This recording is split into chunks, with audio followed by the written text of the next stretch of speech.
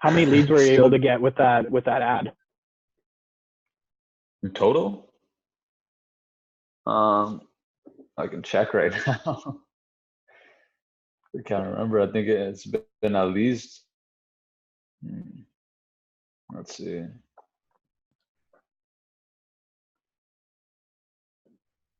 Yeah, so I've gone last year throughout, I mean, up till now, I've gone 1,800 leads.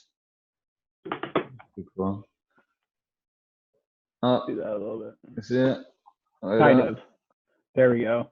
1,800 leads the last year. You see that, and that started December 14th, 2018.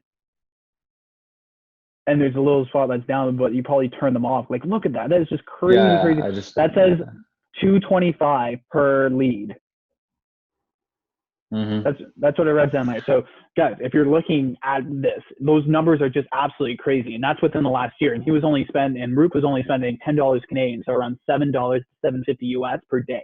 And he got nearly 2,000 real estate leads. That is completely nuts. 100% nuts. Nutsoid out of the store. I remember when you showed me that about a month ago, and I was just like, wait, what? What? You did that? And Roop only does, I do things a little bit differently with my agency. Roop literally will run one type of ad and he'll just keep it running.